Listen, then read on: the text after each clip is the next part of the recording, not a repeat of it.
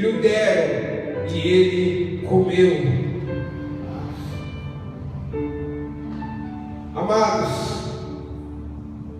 se nós apenas lêssemos esse versículo de 2 Samuel capítulo 12, versículo 20, de forma isolada, talvez nós tivéssemos um entendimento nu e cru daquilo que está explícito aqui, de alguém que estava caído e levantou-se, de alguém que estava sujo e lavou-se, de alguém que precisava ser ungido e foi ungido, de alguém que precisava trocar suas vestes e foram trocadas. Simples assim. A questão é que quando o Senhor vai falar com a sua igreja e com seus filhos, Ele não fala de forma isolada. Minha irmã Regina, Ele não fala de algo que você não precise, de algo que você não esteja necessitado de ouvir, mesmo que você não entenda e não saiba nem aquilo que você quer. Quantos não chegam à casa de Deus, à casa do Senhor, à presença do Pai, por um motivo ou outro, nem sempre por vontade própria, mas se achegam e não sabem por quê, mas Deus sabe. Ao contexto da história aqui relatada, eu quero acreditar que vocês, como igreja que conhece a palavra, que tem sede dela, esses dias vendo um vídeo no TikTok, tinha um padre exortando a igreja católica apostólica romana,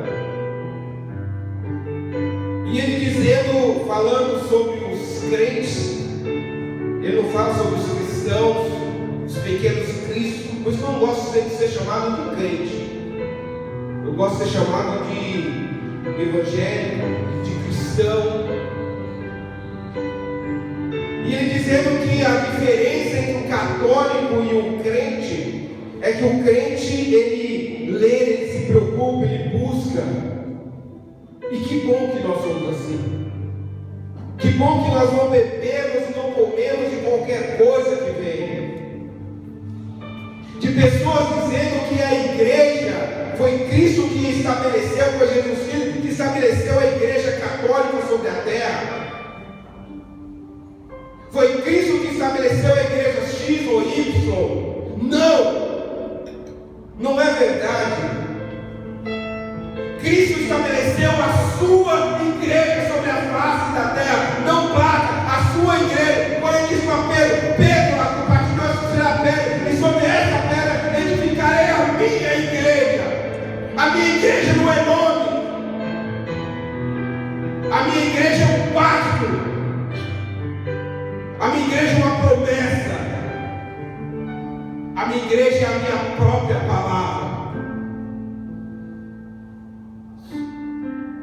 Então você, de posse de conhecer a palavra de Deus, sabe que Davi, ele se empenhou em um caminho tortuoso, em um caminho que não levaria a bons resultados. Davi, ele, após grandes vitórias, grandes conquistas, como diz o louvor aqui, após uma grande batalha, devemos continuar e não parar e não desistir. E ele parou.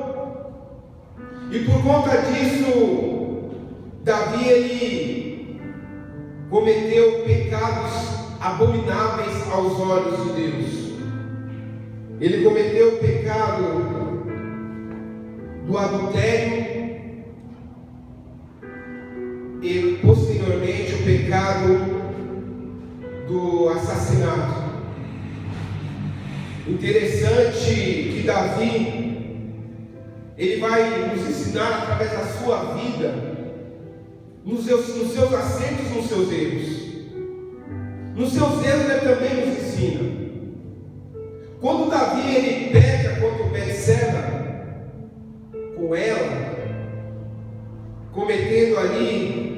adultério, porque Betseba era casada com Urias, soldado, servo do próprio rei Davi.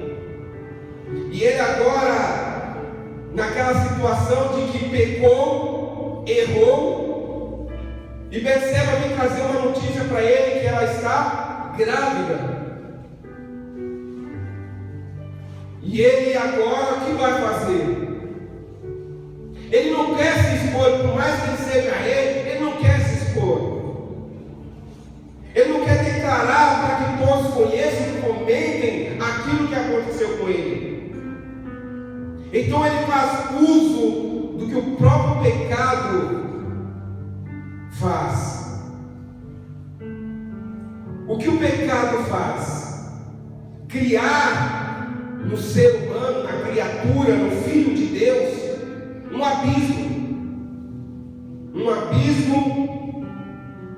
em proximidade a Jesus. E a palavra de Deus diz que um abismo se chama outro abismo. Davi, querendo solucionar aquele problema, o que ele faz? Ele tenta arquitetar um plano para se safar. E o problema é que todas as vezes, você pode ter certeza disso, meu amado e amada, todas as vezes que nós erramos e não consertamos e tentamos ajustar de uma forma que não é correta, nós vamos tornar pior o problema. Ele pensou, olha, se eu tirar o Urias da jogada, se o Urias fizer isso, vai estar tudo resolvido. Não. Um abismo chama outro abismo. Um pecado chama outro pecado. Você começa com um pecadinho, é só isso, é só isso, é só isso. Aí daqui a pouco está tão grande que você não consegue nem enxergar mais o tamanho. Davi, então, ele arquitetou, pôs em prática, e para ele estava tudo resolvido. Estava debaixo do tapete. Até que um dia chega o profeta Natan para Davi e vai contar aquela história. Ele não vai contar diretamente, não vai já jogar na cara do rei Davi, porque ele sabe que deve ter temor, cuidado. E vai contar aquela história. Lembra da história de um rico que tinha muitos bens, tinha muitas ovelhas, tinha muitos animais, e de um pobre que só tinha uma. Aí esse rico recebe na sua casa um visitante, e ele vai servir um jantar, uma comida para aquele homem visitante. E esse homem rico, ganancioso que era, não quis fazer um guisado do seu próprio animal. O que ele faz? Vai lá, rouba o animal, pega o animal daquele senhor que só tinha uma. E o interessante, quando eu estava lendo, é que coisa linda. Vocês lembram como que era tratado esse animal na casa desse senhor? Ele era tão cuidado que ele comia à mesa do seu senhor.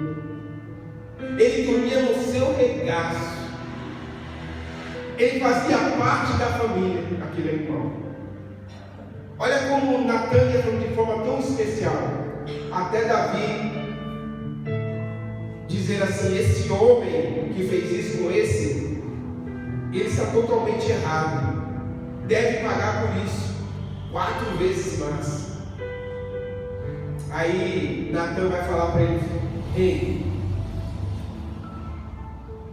esse homem é você. Imagine o choque de Davi ouvindo aquilo, porque ele pensou que os homens não viram, Deus também não viu. Mas mesmo que nós façamos de uma forma tão escondida, tão sorrateira, que ninguém consiga saber ou ver, os olhos deles estão sobre todos os lugares. Podemos esconder do homem, mas Deus jamais. O que Davi faz? Na hora, a a palavra foi: pequei contra Deus.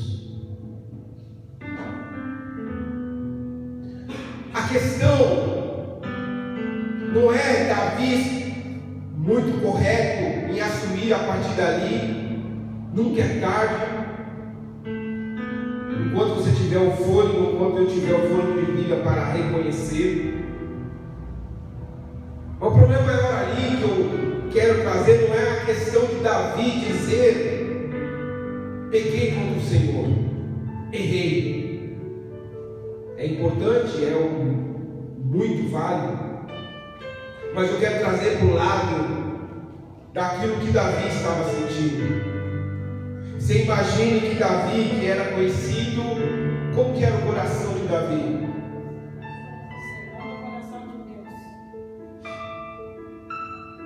Se Davi tinha um coração segundo o coração de Deus, e Davi tinha ciência daquilo que ele tinha feito, tinha ciência do erro, do pecado, eu não tenho a menor dúvida, Miguelito, que Davi sofria com aquele pecado. Foi uma dor ele ouvir aquilo ali, mas foi um alívio para ele também. Porque eu creio em Davi sendo um homem segundo o coração de Deus. Ele sentia assim, enquanto esse peso nele, saudade do próprio Deus. Saudade da intimidade com Cristo.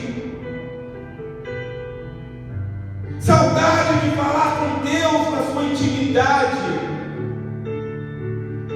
E o pecado que ele faz nos afasta de Deus.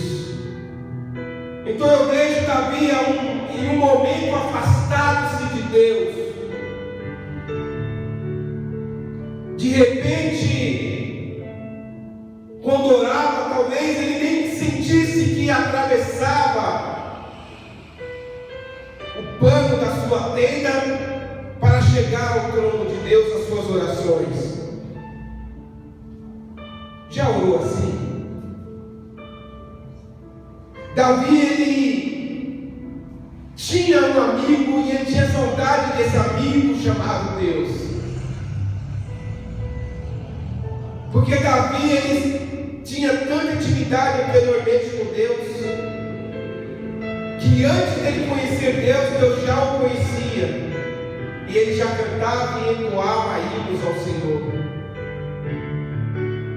Davi, eu não sei quando, mas ele já, no seu coração, eu acredito que ele já tinha o Salmo 23. O Senhor é o meu pastor e nada me faltará.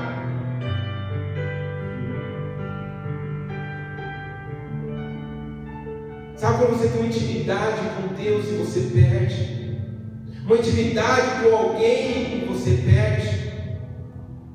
Uma intimidade que você perde por coisas bobas. Bobas, pastor, porque não é você que passa. Deixa eu te dizer por que é boba. Qual é o melhor? É ficar brigado, separado, ou estar abraçado com quem você gosta e ama? Davi sentia isso. Davi sentia-se afastado de Deus. Mas Davi, como o homem segundo o coração de Deus, ele agiu diferente de muitas pessoas. Outras pessoas talvez fugissem e continuassem fugindo daquele problema. Somente o fato do profeta dizer para Davi que ele havia pecado não quer dizer que Davi deveria então assumir e dizer: eu pequei, eu errei contra Deus. Ele podia fugir, abandonar o reino, ir embora, acabou. Ele poderia muito bem dizer assim: eu sou rei, eu fiz e está feito, está pronto, acabou. Eu assumo o que fiz, eu assumo Betseba, o filho que está no seu ventre, e pronto. Muitos abandonariam tudo Mas Davi não.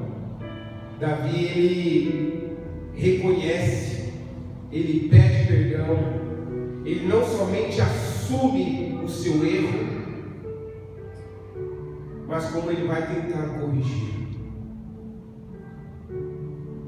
Natan diz para Davi que a espada, por conta daquele pecado, não se apartará da sua casa. Davi faz somente uma coisa: buscar a misericórdia e o perdão de Deus. O filho de Betseba e Davi nasce, e ele é afligido por uma enfermidade terrível. E o que Davi faz? Davi, ele vai orar, ele vai buscar a misericórdia de Deus, ele vai buscar a resposta de Deus, porque mesmo ele sabendo que aquele filho era um fruto do pecado, a origem pelo qual foi concebido foi pelo pecado, mas era uma vida. E ele sabia que Deus tinha um coração amoroso, um coração de perdoar, um coração de dar uma segunda chance. Davi não sabia qual seria, ou que aquela espada que Natan havia falado, onde iria ferir. Então ele vai, se coloca ali por 7 dias ajoelhado. Os seus servos vêm oferecer-lhe comida e ele não quer comer. Ele não quer nada. Ele quer somente orar e buscar a presença de Deus. Nos momentos de lutas nossas, será que nós estamos fazendo igual um homem que era segundo o coração de Deus? Não se opondo àqueles que estão conosco, mas se colocando na posição de necessitado da misericórdia e do amor de Deus. Davi não pensou, rei, a fazeres naquele momento mais importante, era orar, sacrificar por aquela criança. E ele faz isso. Acontece que os desígnios de Deus são maiores do que os nossos. A vontade de Deus nem sempre é a nossa vontade. O que Deus tem preparado para nós nem sempre é aquilo que achamos que queremos e que devemos. Deus é injusto? Não. É porque os sonhos de Deus são muito maiores e melhores do que aqueles que nós imaginamos. Filhos não se substituem, né, movimento? Mas Deus leva aquele filho por maldade? Não, existiu um projeto, existiu um processo. Mas Deus vai dar muito mais filhos para Davi. O momento ali deveria ser de choro e pranto. Os servos, sabendo que a criança havia morrido, ficam com medo de contar, de falar para Davi. Davi escuta eles pelos cantos comentando, e Davi pergunta: a criança morreu?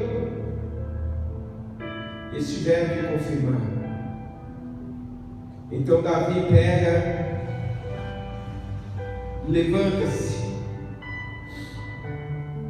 vai se lavar, ele se unge, ele muda as suas vestes, ele vai à casa do Senhor, e depois ele vai para casa, para sua casa, comer, se alimentar.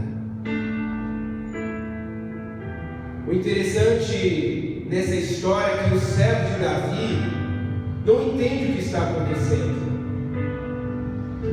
Eles falam assim: poxa, enquanto a criança estava ali viva, ele não queria comer, não queria tomar banho, não queria fazer nada, e agora que a criança está morta, ele se levanta e faz tudo isso. Como é que pode?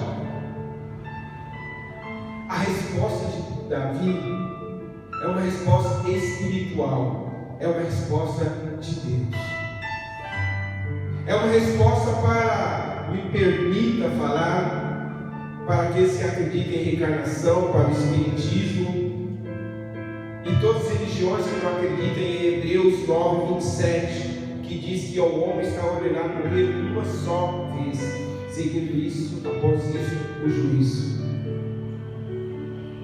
Davi fala assim: olha, enquanto ela estava ali, havia esperança de o Senhor não levar. Mas uma vez que o Senhor a levou, ela não pode mais vir até mim. Eu irei até ela um dia, para dizer que aqueles que nós perdemos, um dia nós encontraremos. Para dizer que o sofrimento dessa terra será trocado por dupla honra. Para dizer que nós não perdemos, aqueles que já partiram em Jesus ganharam. E Davi, então, através desse ato que ele fez, vai nos ensinar. Primeiro, que levantou-se da terra. O que é levantou-se da terra? Salmo 37 diz: ainda que caia, ainda que eu caia, não ficarei prostrado, pois o Senhor segura a minha mão. Ei, sabe o que o Senhor está dizendo? Mesmo que você caia, mesmo que você estiver prostrado, o Senhor está sempre com as mãos estendidas para você. Ei, as mãos do Senhor estão sempre estendidas para aquele que quer e ouve a voz dele. Aquele que está caído por conta da vergonha, por conta da aflição, por conta da decepção. Ei, calma, não se sinta derrotado, porque o cair é do homem, mas o levantar-se é de Deus. O cristão não quer dizer que ele não cai.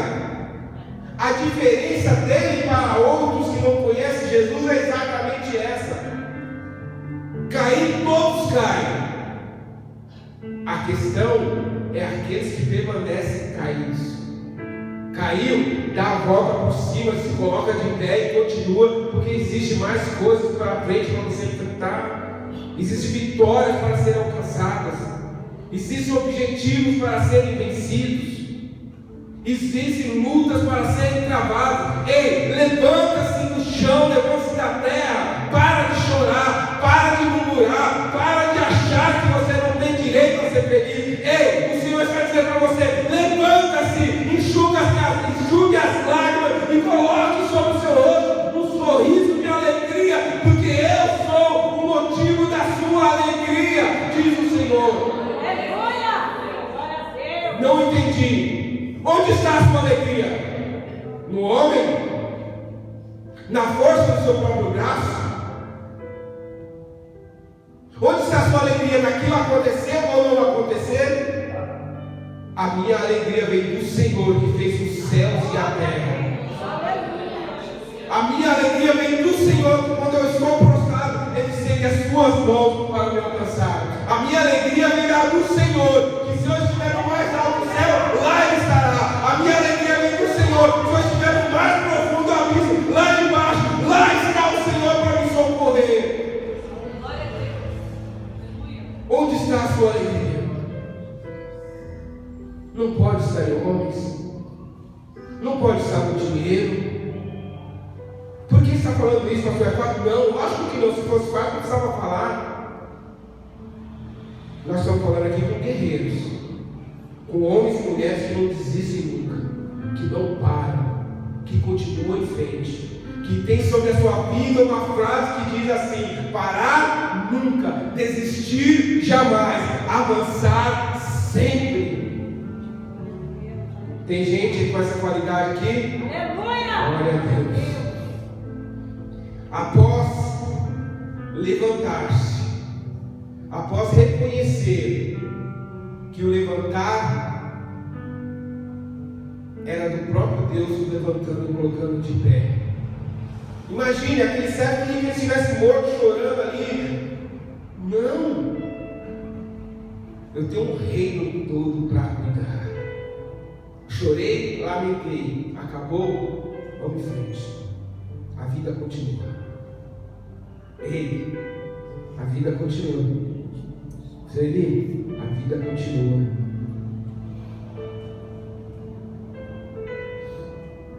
Se continua, nós não podemos somente se levantar, nós temos que nos lavar.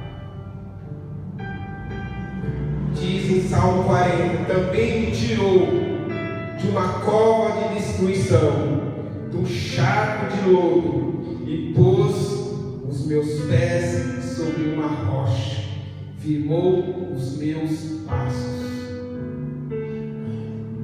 Ei, quando diz que lavou-se, fala de vergonha. Talvez havia vergonha daquilo que ele havia feito, daquilo que ele estava passando. Mas o Senhor, com certeza, falou no coração de Davi, fala no nosso coração, de nós nos lavarmos de toda sujeira que nós temos, de toda sujeira que nos fazem mal, de toda sujeira que nós juntamos conosco, em nós mesmos. Sujeira que eu não posso, de que eu não sei, de que não é, de que eu não sou merecedor, de que já fiz. Olha, quanto pecado! Será que existe perdão para os meus pecados? Ei, o Senhor manda vocês lavar-se.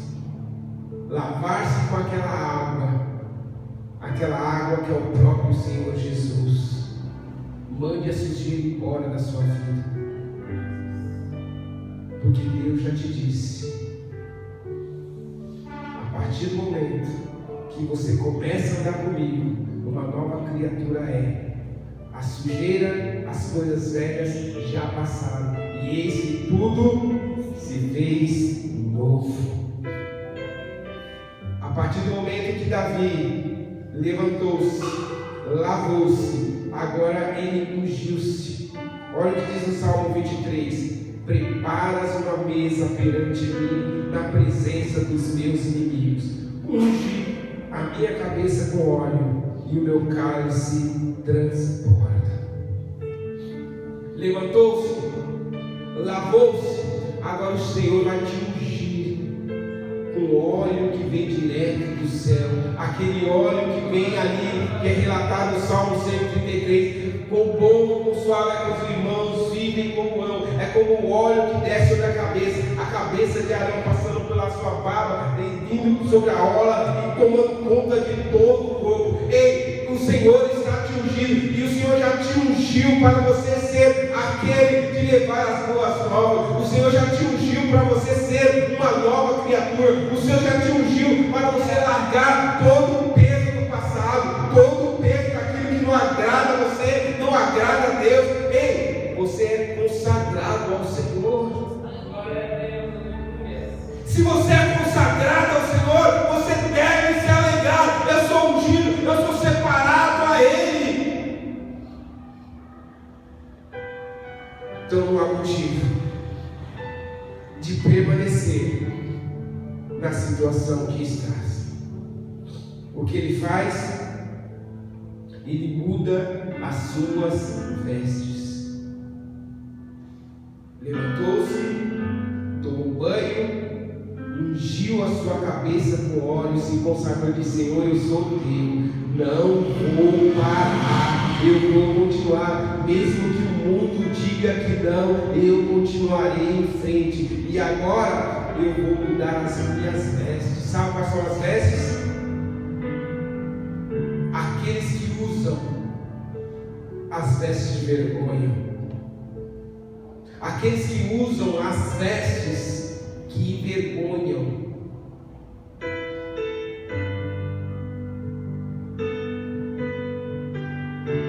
Sabe qual é as vestes aqui de Davi que estava usando até então? As vestes de vergonha.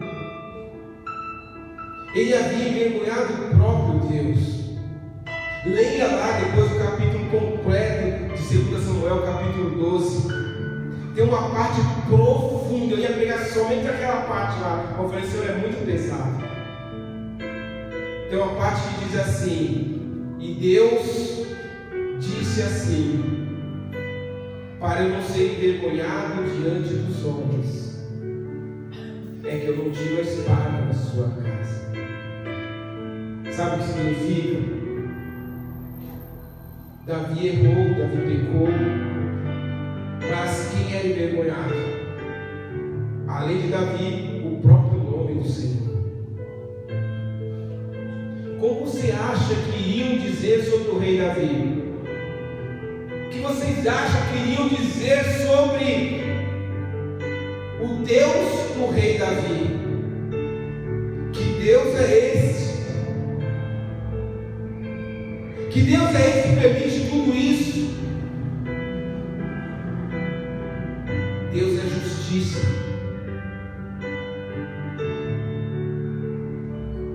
O erro, o pecado, Deus perdoa. Mas existem as consequências. Mas as consequências não quer dizer desse peso, dessa vergonha fazer parte da sua vida. O passado ficou para trás. É uma nova vida em Cristo Jesus. A partir de agora, não vamos mais nos envergonhar. Não vamos deixar ninguém mais nos envergonhar. E nós também não vamos envergonhar o nome de Deus. Porque Ele é digno de toda a honra, de todo louvor, de toda a adoração. Ele é digno do nosso melhor comportamento. Afinal de contas, o que nós pedimos, Ele não nos dá, Ele não faz. Levantou-se, lavou-se, ungiu-se, mudou as suas vestes, e agora ele entra na casa do Senhor e o adorou.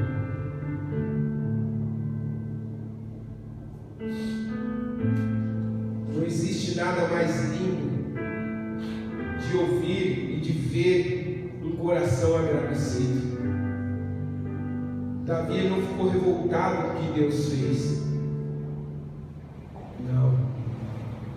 Ele foi à casa de Deus com o coração agradecido, para agradecer por tudo que Deus tinha feito, para agradecer a Deus por tirar aquele peso do coração dele.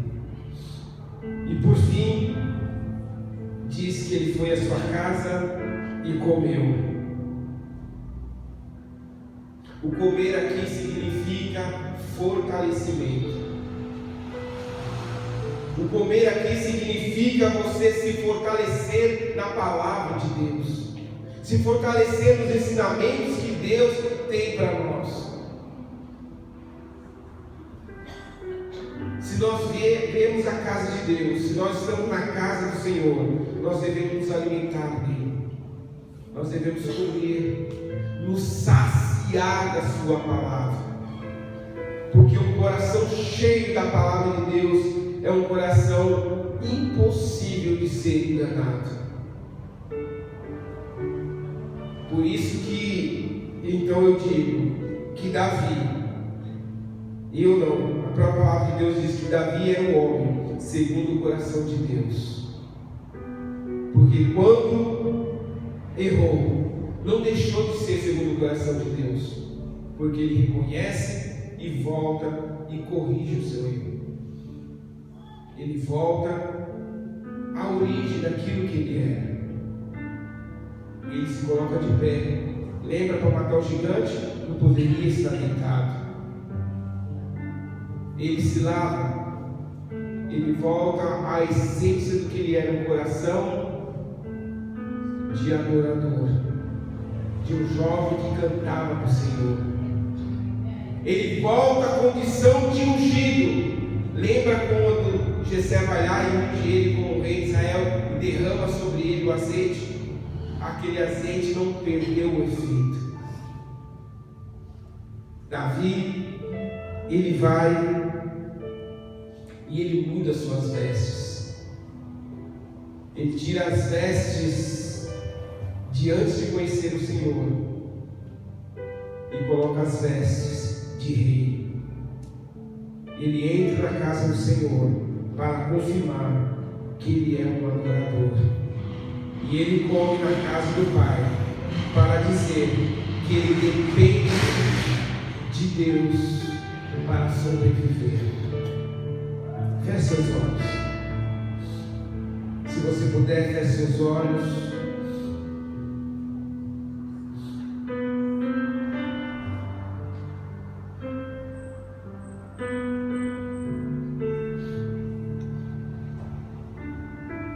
Olha como com tanto carinho, com tanto amor, Deus falou com Davi. E com quanto amor Deus fala contigo. A palavra de Deus hoje, ela vem nessa linha de nós não desistirmos das pessoas, dos amigos, da nossa família, das pessoas que precisam de nós. Mas essa palavra vem especialmente para você. E o Senhor diz assim: não desista de você. Não desista de quem você é. Não se permita envergonhar-se de si mesmo. Porque você é fruto do sonho de Deus. Erra. Não acerta o alvo, mas não é por isso que Deus vai te amar menos ou mais, porque Deus te ama não por aquilo que você faz, mas por aquilo que você é. Você é um filho de Deus, você é um escolhido de Deus, você é um amado do Pai, você é a obra-prima de Deus. Ei, já viu um pai não se entristecer-se quando o filho chora, quando o filho está sofrendo dores? Assim é Deus. E Deus essa noite quer somente isso, dizer para você não desistir, que Ele está contigo, e se você precisar, estenda as suas mãos e Ele vai te pegar. Se você não puder caminhar, Ele te levará no colo. Mas conserte-se, mude, endireite-se a vereda, e assim tenha o seu coração alegre, e alegre o coração do Pai. Se tiver alguém aqui que precisa reconciliar-se com Deus, se tem alguém aqui que precisa, porque entrou aqui arrastado, preso aos seus problemas, preso às lutas existenciais, presos ao passado, presos ao pecado, sentindo-se afastado de Deus, sentindo-se sem força para continuar. Esse é o momento de você levantar-se e vir aqui à frente para falar comigo? Não, somente para você representar que você precisa que você tome uma atitude. Quando você se levantar, Deus já está com a água preparada para você ser lavado. Ao caminhar, chegar-se aqui, o Senhor já está com óleo para te ungir. O Senhor já estará com as suas mãos prontas para te consagrar e para dizer: filho, eu te amo. O mundo pode te acusar, as pessoas podem te apontar, mas eu te amo. Decida ou ficar do jeito que está, ou mudar. E o mudar carece, necessita de um posicionamento seu. Se você é essa pessoa, se você sentiu isso, levante-se e venha, que eu quero orar por você. E Deus quer te dar um abraço. Tem alguém aqui assim? Tem alguém que precisa mudar? Tem alguém que precisa reconhecer que está caído? Se tiver, bem. Eu não vou insistir.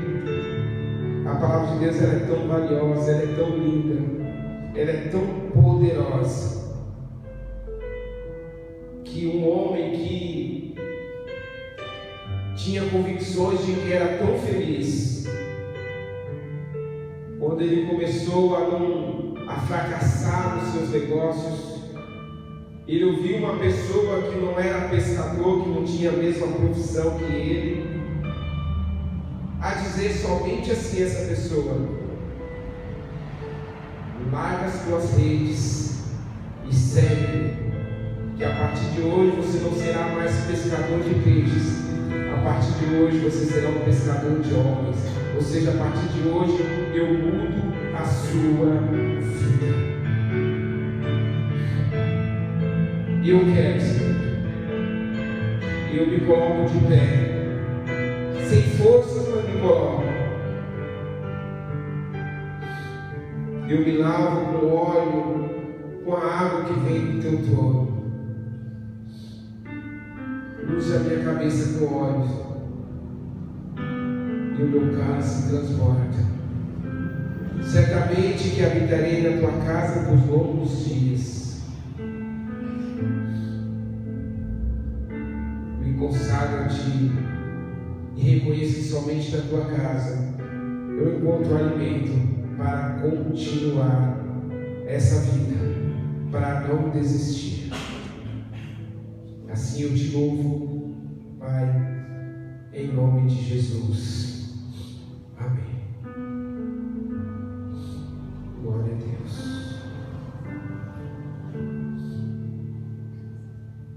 Glória a Deus. Ei, se alegre. Fique triste não, se alegre. Porque Deus te ama. E Deus te chamou. Fique tranquilo. Mesmo que você não teve coragem, vire à frente. Mas o seu coração se posicionou, está tudo certo. Deus, ele conhece o coração do homem, esquadrinha. Diz que ele é apto para discernir os propósitos e pensamentos do coração. Discerne entre juntas e medulas.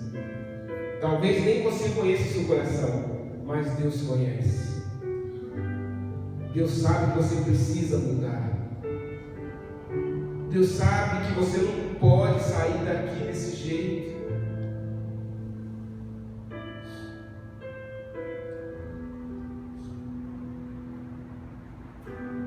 Se alegre. Se alegre. Se alegre. Porque a sua alegria, ela não vem, e eu volto a insistir, das coisas dessa terra. Porque se vier, nunca vai ter uma alegria constante, uma alegria eterna. Mas se ela vier do céu, você não vai se entristecer-se pelas coisas que são passageiras.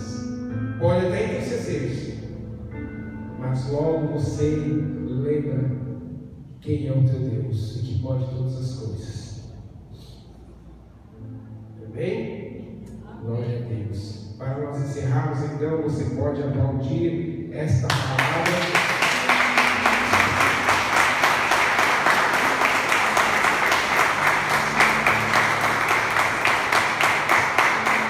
Glória a Deus.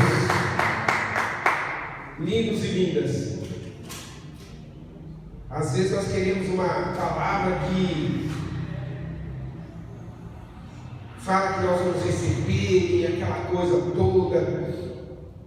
Mas ultimamente Deus está tratando de coisas muito especiais. E é esse órgão tão importante. Tão importante é que você não vai morrer de um infarto, porque Deus está cuidando, amém? Desse coraçãozinho. Glória a Deus. Amados, recadinhos aqui. Nós temos lá no fundo caldos, é isso? Vamos ter caldo hoje? Nada? Canjica? Nada? Xiii, Marquinho. Amém. Então você prepare-se para a semana que vem, tá bom? Guarde aí. Amanhã às 8 horas da manhã nós temos aqui a consagração. Se você estiver disponível, não estiver trabalhando e puder, venha, que é bênção. E são essas pessoas que Deus usa como colunas para manter a sua casa de pé. A oração dos justos, a intercessão da igreja, a consagração da igreja, para que sejamos guardados e protegidos nessa guerra espiritual. Se você puder, venha. Quinta-feira nós estamos com um propósito de junho chamado-se da ferida para a cicatriz. Deus tem tratado, Deus tem cuidado e Deus tem transformado.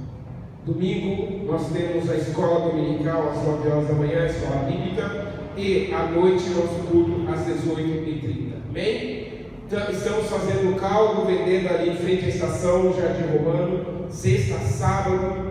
Está muito bom, a canjica estava maravilhosa. O caldo não experimentei dessa vez, mas com certeza estava maravilhoso. Por quê? Nós estamos trabalhando para o encontro sobre o tema resgatando o nós, resgatando a união.